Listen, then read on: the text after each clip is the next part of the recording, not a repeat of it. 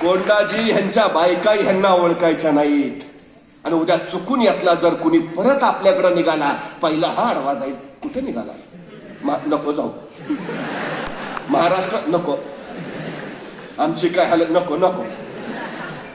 ताप नाही परत माझ्या महाराष्ट्राकडे तिरक्या नजरनं कुणी बघायची.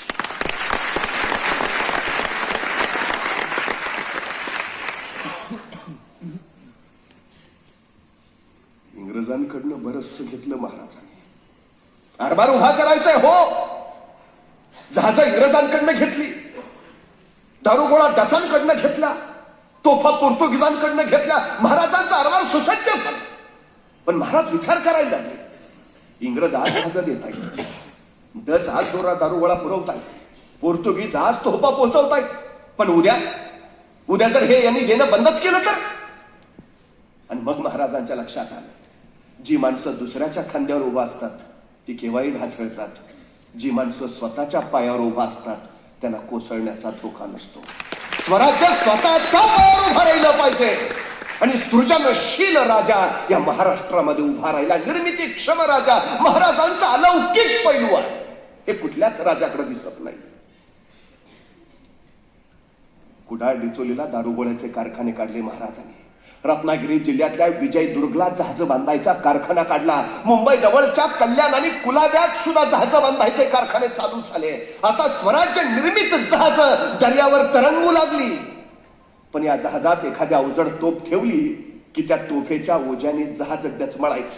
सबब नेम चुकायचा, तोफेचा गोळा पुढे सुटला, दाब मागं पडला की जहाज पाण्यात बुडायचं. महाराजांनी हे बघितलं आणि वाटलं नाही, काही केलं पाहिजे, काही बदल केला पाहिजे, काही नवनिर्माण केलं पाहिजे.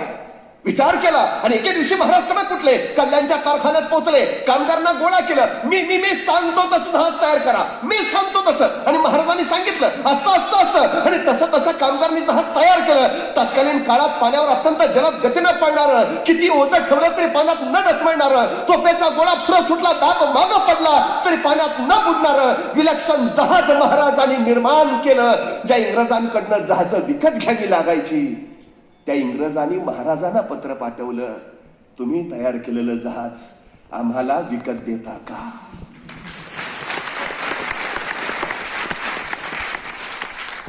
महाराजांनी त्या जहाजाचं नाव ठेवलंय संगमरी जहाज. ही महाराजांची निर्मिती आहे. छत्रपती शिवाजी महाराजांचा जय जयकार करताना ही सृजनशीलता खरंच आमच्या अंगात आज आहे का? ही निर्मिती क्षमता आमच्यात खरं दिसते? मला प्रश्न पडतो.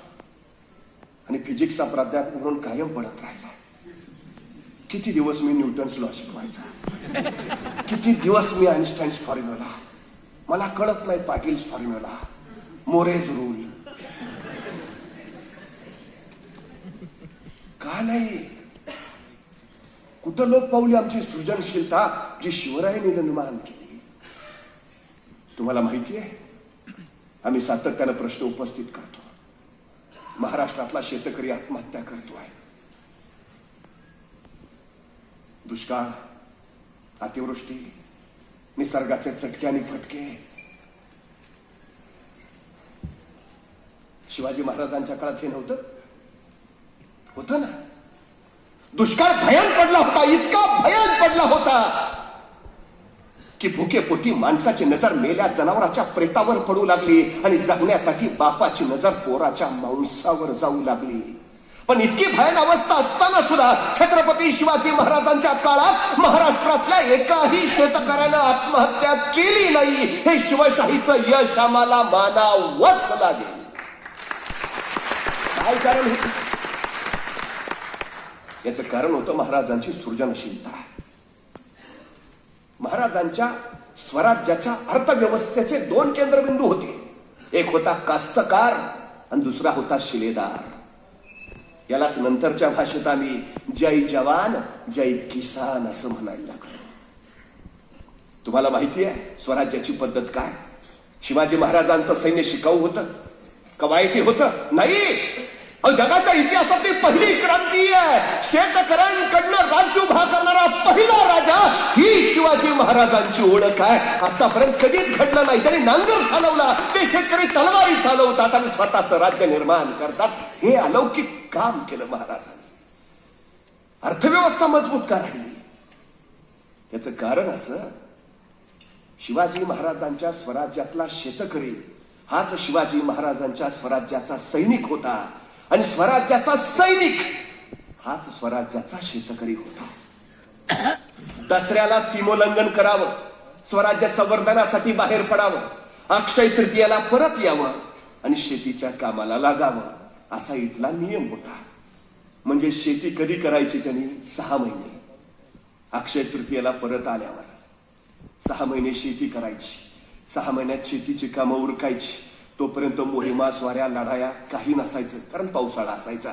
आणि ते झालं, दसरा आला की मग शेतीची कामं आटवायची, हातात तलवार घ्यायची आणि स्वराज्य संवर्धनासाठी बाहेर पडायचं. यातनं 2 गोष्टी झाल्या. शेतकरी जोपर्यंत फक्त आणि फक्त आणि फक्त शेतीवरच अवलंबून आहे तोपर्यंत तो सतत असा आदांतरी राहणार आहे, कारण निसर्ग आपल्या हातात नाही. पण महाराजांनी काय केलं? 6 महिने जरी भले तुला शेतीत नुकसान झालं तरी 6 महिने सैनिक म्हणून तुला वेतन मिळणार आहे, त्यामुळे तुला फारशी काळजी करायची अडचण नाही. हे नियोजन होतं. आणि दुसरी गोष्ट अशी की राज्याच्या कोषागारावरचा खर्च कमी, कारण सैनिकाला पगार 6च महिने द्यायचा आहे, तो काही वर्षभर नाही. म्हणजे राज्याच्या कोषागारावरचाही खर्च कमी केला आणि शेतकऱ्यालाही पूरक व्यवसाय उपलब्ध करून दिला. आणि म्हणूनच अर्थव्यवस्था मजबूत बनली. महाराजांच्या काळात शेतकऱ्यांना आत्महत्या करायची वेळ नाही आली. हे सगळ्यात महत्वाचं. त्यामुळे इथून पुढे शेतकऱ्यांच्या आत्महत्या वाचवायच्या असतील तर शेती सोबतच त्यांना इतर पूरक उद्योग आणि व्यवसाय उभा करून द्यावे लागतील. ही सगळ्यात महत्वाची गरज आहे, जी 350 वर्षापूर्वी महाराजांनी सांगितली. हा विचार आम्हाला महाराजांनी दिला. दुर्दैवानं आम्ही अजूनही अंमलात आणू शकलो नाही. ही आमची अडचण. सगळ्यात महत्वाचा विषय महाराजांचं शौर्य, महाराजांचं धैर्य, महाराजांचा पराक्रम, याच्या पलीकडे बऱ्याचशा नव्या गोष्टी महाराजांनी करून दाखवल्या. मी मगाशी सांगितलं, मोठं कधी होता येतं? आतापर्यंत जगात कुणीही केलं नाही असं काही तुम्ही केलं की मग तुम्ही मोठे झाला. पण जगात आतापर्यंत कुणीच केलं नाही असं काही करायचं असेल तर जगात आतापर्यंत कुणीच इतके कष्ट केले नाहीत तेवढे कष्टही तुम्हाला घ्यावे लागतील. ही वस्तुस्थिती आहे. शिवरायांनी दोन्ही गोष्टी केल्या. आतापर्यंत कुणीच केलं नव्हतं असं कार्य केलं आणि कुणीच केलं नव्हतं असं कार्य करायला कुणीच केले नव्हता इतका संघर्षही केला. म्हणून महाराज अजरामर झाले. नाविन्यपूर्ण विचार करा. महाराज करत होते. सुरतेवर छापा मारला महाराजांनी. आता छापा मारायचा म्हणजे काय शोधायचा? पैसा, सोनं, नाणं, बाकी शोधत होते. पण महाराज ते नव्हते शोधत. महाराजांची जर जिज्ञास, हे इंग्रज हुशार, हे इंग्रज ज्ञानी, हे पुढारलेले, काहीतरी नवं सापडेल, नवं गवसेल. महाराज त्या सुरतेच्या इंग्रजांच्या बकारीत काही नवं गवसतंय का पाहत होते आणि अचानक महाराजांची नजर स्थिरावली. सापडलं. एक कसलं तरी यंत्र महाराजांना सापडलं आणि सुरतेवरच्या त्या छाप्यातल्या इंग्रजांच्या बखारीतनं ते यंत्र महाराजांनी उचलून आणलं. यंत्र उचलून खरं, पण कशाचं आहे तेच कळेना. जिज्ञासू वृत्ती बघा किती आहे महाराजांची. यंत्र कशाचं आहे ते कळेना. महाराजांनी लगेच इंग्रजांना पत्र लिहिलं. ते परवा छापा मारला होता, आणलं यंत्र उचलून, पण ते कशाचं आहे तेच कळेना. तेवढं कशाचं आहे ते सांगता का? कशाला सांगताय तो इंग्रज? पण धडपड गप्पा बसू दे ना. महाराज स्वस्त राहिला. महाराजांनी शोधून काढलं आणि कळालं ते यंत्र छपाई करायचं यंत्र आहे. उत्तम छपाई करायचं यंत्र. अरे ज्ञान प्रवाही करता येईल, ग्रंथ छापता येतील, पुस्तकं छापता येतील, शेवटच्या माणसापर्यंत ज्ञान पोहोचवता येईल. उत्तम. हे छपाई यंत्र चालू झालं पाहिजे. धडपड करू लागले महाराज, पण जमेल. महाराजांनी पुन्हा इंग्रजांना पत्र लिहिलं. ते छपाई यंत्र चालू करणारा एखादा माणूस पाठवता का? कशाला पाठवतायत इंग्रज? सुरतेच्या मुक्कामात जेवढा काळ महाराज होते तेवढा काळ ते यंत्र चालू करायची त्यांनी खटपट केली. झालं नाही.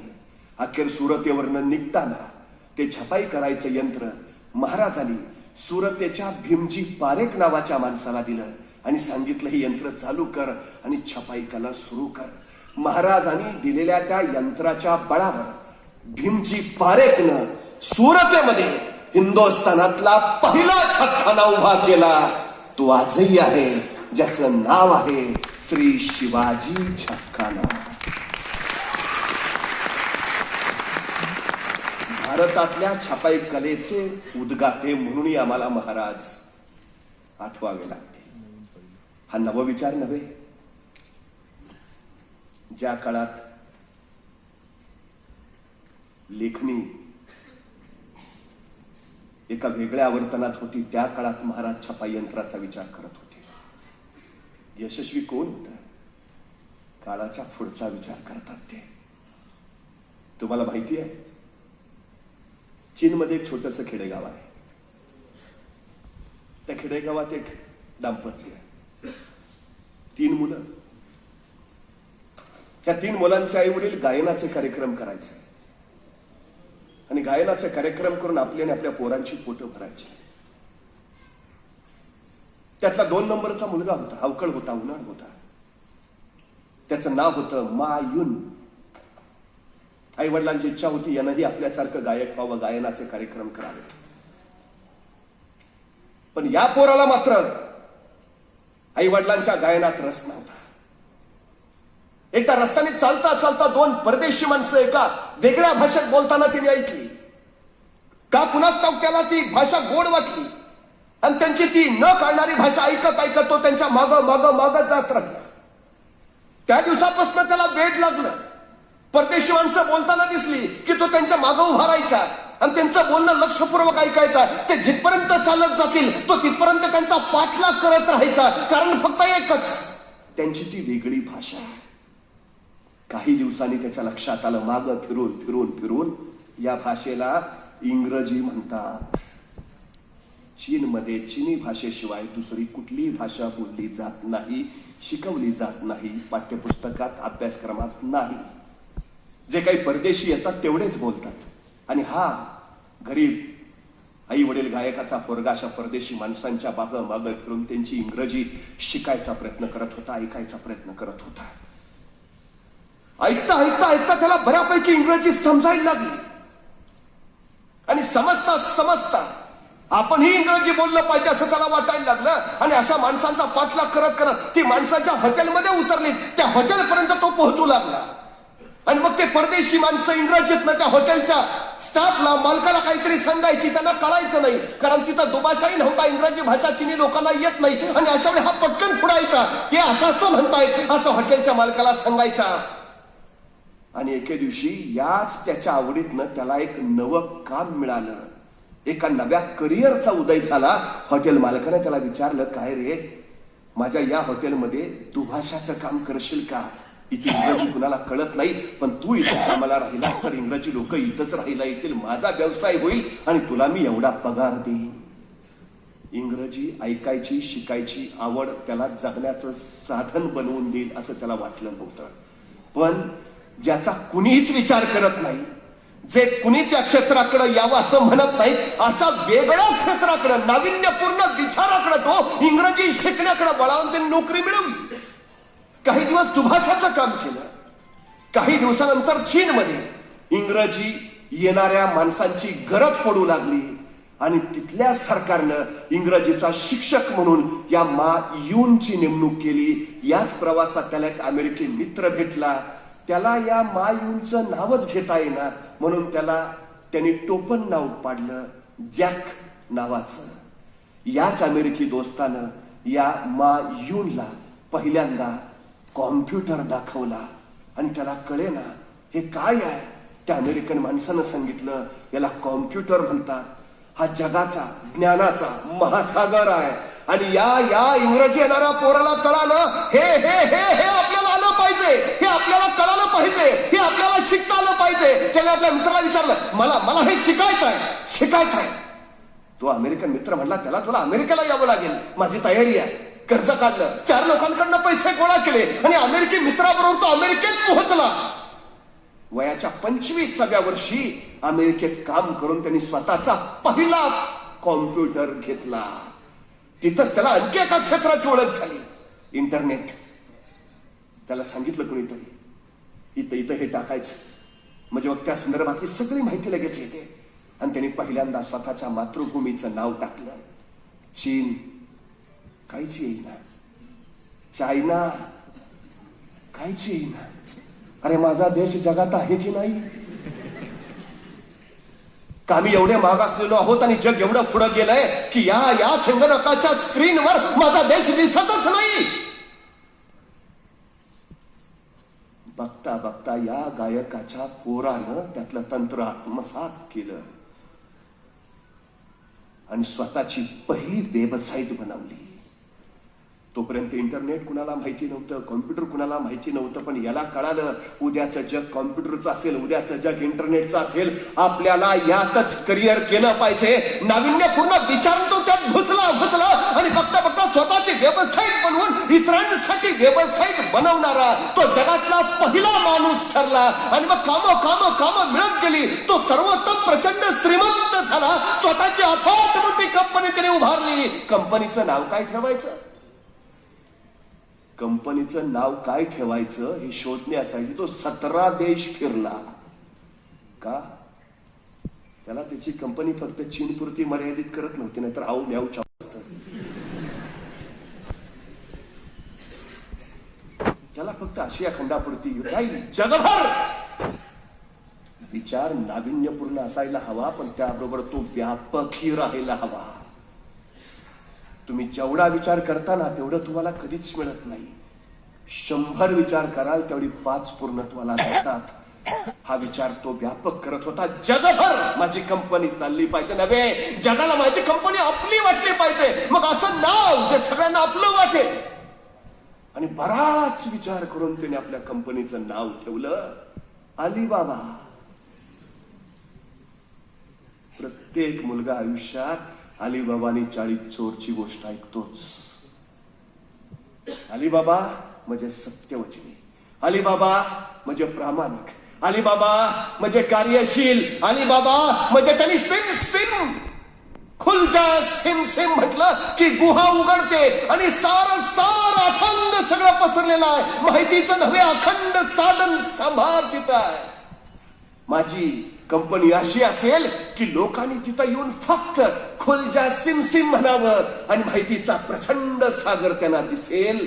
म्हणून माझी कंपनी अलिबाबा हे नाव ग्रहण करेल. आज संध्याकाळी जेवण मिळेल का नाही या विवंचनेत असणारा, पण स्वतःच्या नाविन्यपूर्ण विचार करायच्या क्षमतेनं स्वतःची कंपनी काढलेला हा जॅक मा जगातला सगळ्यात जास्त श्रीमंत माणूस आहे. जे स्वतःची वैयक्तिक संपत्ती 2,500 करोड अमेरिकन डॉलर्स आहे. आणि अलिबाबा कंपनीचे फक्त 7.7% शेअर्स त्याच्याकडे आहेत.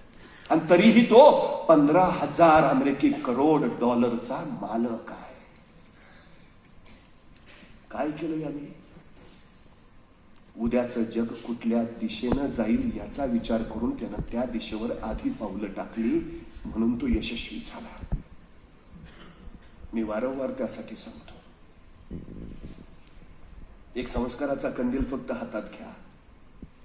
त्या कंदिलाच्या पावल्यापुरता प्रकाशात आपली वाट आपण चाला. चालता चालता लक्षात येईल आपण आपल्या पायावर उभा आहोत. पायावर उभा होते लक्षात आलं की मग दुसरा नियम समजून घ्या. जी माणसं पायानं चालतात ती फक्त अंतर काढतात आणि जी माणसं डोक्यानं चालतात ती ध्येयापर्यंत पोहोचतात. फक्त पायाने नाही, डोक्याने चालता आलं पाहिजे. आणि एकदा डोक्याने चालायला लागला की तिसरा नियम समजून घ्या. आपल्या शेतात आणि आपल्या डोक्यात काय पिकतं याच्यापेक्षा बाजारात काय विकतं हे ज्याला कळतं तो जगाच्या बाजारपेठेत उभारा. उद्याचं जग जिंकायचं असेल तर जगाच्या बाजारपेठेत काय चालतंय त्याचा विचार करा. दूरदृष्टी कशाला म्हणायचं? आजचा नव्हे उद्याचा विचार करणाऱ्या दृष्टीला दूरदृष्टी म्हणायचं. 350 वर्ष झालं छत्रपती शिवाजी महाराज स्मरणात आहेत. का? याचं कारण या माझ्या राजाकडे ही दूरदृष्टी होती. हे सगळ्यात महत्वाचं. अफाट काम केलं. काळाच्या पुढचं आजही आम्हाला साधलेलं नाही. बरंच अजूनही नाही. महाराष्ट्रातली पहिली जमीन मोजणी शिवाजी महाराजांनी केली. जमीन मोजणीचं परिमाण 5 हात लांब 5 तसू 14 मुठींची लांब काठी हे महाराजांनी शोधून काढलं. या परिमाणाच्या आधारे महाराष्ट्रातल्या जमिनीची महाराजांच्या हयातीत 3 वेळा मोजणी झाली. आता आमच्या नावावर जे सातबारे दिसतात त्या सातबाऱ्यांचा निर्माता राजा शिवछत्रपती शिवाजी महाराज नसते तर तुमच्या माझ्या नावावर सातबारे सुद्धा दिसले नसते. महाराजांच्या अगोदर वतनदारी होती. सैनिक लढायचे पण लढाईत जे मिळेल ते स्वतःच असे लुटारू म्हणून जगायचे. म्हणून माणसांकडे संवेदनशीलता नव्हती. आला की कापावा, त्याच्याकडे आहे ते स्वतःला मिळवावा, ह्या एवढाच प्रपंचानं सैनिक काम करत होता. या लुटारूंच्या फौजा महाराजांनी बंद केल्या आणि महाराजांनी वतनदारी मोडीत काढून वेतनदारी सुरू केली. वेतन महिन्याच्या महिन्याला पगार ही संकल्पना शिवाजी महाराजांची तत्पूर्वी कुठल्याही कालखंडात ही पद्धत दिसत नाही. ती शोधली शिवराय. महाराष्ट्रातलं पहिलं धरण शिवाजी महाराजांनी बांधलं. पुण्याजवळच्या खेड शिवापूरच्या आंबेलोड्यावरचं धरण कधीतरी जाऊन बघून या. 32 धरणं बांधलीत महाराजांनी. पाणी अडवा पाणी जिरवा ही संकल्पना महाराजांची. आता पाणी अडवा पाणी जिरवा हे मी बाजूला टाकलं. याची अडवा त्याची जिरवा हा एक कलमी उद्योग चालू केला तो भारी आहे. पण आजही दुष्काळ पडतो आणि आम्हाला महाराजांची शिवकालीन पोषण योजना आठवावी लागते. महाराजांचं यश 350 वर्षापूर्वी केलेलं हे महाराजांचं कार्य आहे. ही दूरदृष्टी आहे. मला प्रश्न पडतो, हा महाराजांचा आदर्श घेऊन आम्ही जाणार आहोत. नाविन्यपूर्ण विचारानं उद्याच्या जगाला सामोरं जायचा प्रयत्न करणार आहोत. महाराज या पद्धतीचे घडले याचं कारण हे आहे. हे फक्त या सगळ्या क्षेत्रात नव्हे, सामाजिक क्षेत्रातही, जे आजही आम्हाला शक्य नाही. नाहीतर बघा ना, आमच्या घरात नगदा करता बाहेर पडतो, 5-6 पावलं जातो, 7 मिनिटाला परत घरात. बायको विचारते काय झालं? मांजर आडवं गेलं. मला राहून राहून प्रश्न पडतो, त्या मांजराला काय वाटत असेल? हे आडवं गेलं. कुठल्या? महाराजांच्या सगळ्या लढाया अमावस्येच्या आहेत. शुभ अशुभ हा विचार महाराजांनी कधीच केला नाही. ज्या दिशेला आपण पाहतो ती दिशा पूर्व, जिथं आपलं पाऊल पडतं ती जागा शुभ. अशुभ या जगात काहीच नाही. सूर्याची अनुपस्थिती असते म्हणून रात्र, मांगल्याची अनुपस्थिती असते म्हणून वाईट. नाहीतर वाईट आणि अंधार असं काही नसतंच. हा विचार आपला आहे. ज्याला काम करायचं नसतं ती माणसं कारण देतात. ज्याला काम करायचंच असतं ती माणसं कारण देत बसत नाहीत. त्यामुळे महाराजांच्या चरित्रात तुम्हाला कधीच कुठंच कुणीच कारण देताना दिसणार नाही. हे सगळ्यात महत्वाचं आहे. कुठल्याच बाबतीत 6 जून 1674 महाराजांनी रायगडावर 32 मणी सोन्याचं सिंहासन उभा केलं. कष्टकरी कामकरांचं राज्य निर्माण झालं आणि लोककल्याणकारी रयतेचं राज्य स्थापून शिवकल्याण राजा शिवबा छत्रपती झाला. 6 जून 1674 महाराष्ट्र हे जगातलं पहिलं लोकशाही राज्य म्हणून अस्तित्वात आलं. रयतेचं राज्य, छत्रपती शिवरायांचं राज्य. पण त्याच वेळी रायगडाच्या बाहेर पठाणी घातलेला, दाढी वाढलेला एक बलदंड पठाण येऊन उभा राहिला. रायगडावरच्या पहारेकऱ्यांना तो सांगत होता, मला महाराजाला भेटायचा है, हम मिलना चाहते हैं राजाजी से. पहारेकरी विचारत होता, पर कोण तू? आणि तो पठाण सांगत होता, नेतोजी पालकर. पहारेकरी अचंबित होऊन त्याच्याकडे पाहत होते. कोण नेतोजी पालकर? काळाचा पडदा छरछर छरछर मागं गेला. 9 वर्षापूर्वी समयास का पावला नाहीत या कारणाने महाराज चिडले. हा नेतोजी चालताच तो आदिलशाहीला जाऊन मिळाला, नंतर मोगलांकडे गेला. तिथून त्यांनी अनेक वेळा पळून यायचा प्रयत्न केला, पण औरंगजेबाने हाल हाल छळ छळ करून त्याला डांबला आणि अखेर त्याला इथं ठेवला तर तो असाच करेल म्हणून शेवटी काबूल कंदहारला पाठवून दिला. तो नेताजी पालकर बाटवलेला मोहम्मद कुली खान झाला. शिवरायांच्या राज्याभिषेकानंतर पाठवलेला हर एक सरदार पराभूत होऊन येतो हे कळाल्यावर महाराजांच्या लक्षात आलं, या शिवाजीला पराभूत करायचं असेल तर एका प्रति शिवाजीला पाठवलं पाहिजे. हा मोहम्मद कुली खान आता 9 वर्ष झालं आपल्या सेवेत आहे, पुरता बाटलाय, मुस्लिम झालाय. आता तो परत स्वराज्यात शिवरायांकडे जायचा विचारही मनात आणू शकणार नाही, आणि त्यांनी विचार आणला तरी आता हे मराठे त्याला स्वीकारणार नाहीत. आणि म्हणून दिलेर खानाबरोबर औरंगजेबानं शिवरायांवर या मोहम्मद कुली खानला स्वारी करायला पाठवलं. हा मोहम्मद कुली खान आला खरा महाराष्ट्रावर स्वारी करायला, पण झोप लागे नाही. ज्या स्वराज्यासाठी तलवार चालवली, ज्या रयतेच्या राज्यासाठी रक्त सांडलं, ज्या शिवबांच्या खांद्याला खांदा लावून लढलो, त्या स्वराज्यावर हल्ला. रातोरात या नेताजीने आपला पुत्र जानोजी सोबत घेतला आणि थेट रायगड गाठला. रायगडावर पोहोचलेला मोहम्मद कुली खान पहारेकरांना सांगतोय, राजांना सांगा मला त्यांना भेटायचंय, नेतोजी पालकर आलाय म्हणून सांगा. शेवटी पहारेकरांनी आत जाऊन महाराजांना निरोप दिला. महाराज, कुणी नेतोजी पालकर आलाय म्हणे. ताडकन उठले. नेतोजी आलो, आम्ही स्वतः जातीनं आलो. आणि ताड ताड ताड पावलं टाकत महाराज महाद्वाराकडे निघाले. महाराज असं नाही म्हटले अपॉइंटमेंट घेतलीये का, काय वेगळा होता पूर्वीचा, आता छत्रपती आहे, काय प्रोटोकॉल.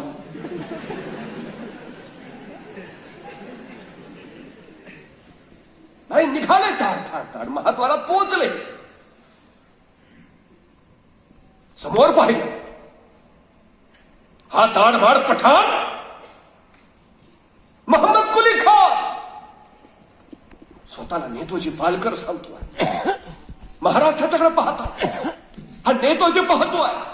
क्षणभर दोघे गदगदले आणि हा नेतोजी पुढे होत म्हणाला, महाराज मी तुमचाच ना. आणि महाराज म्हणाले, हो नेतोजी. करून मिठी मारली. नेतोजी तुम्ही आमचेच, तुम्ही कालही आमचे होता, तुम्ही आजही आमचे आहात आणि तुम्ही उद्याही आमचेच राहणार.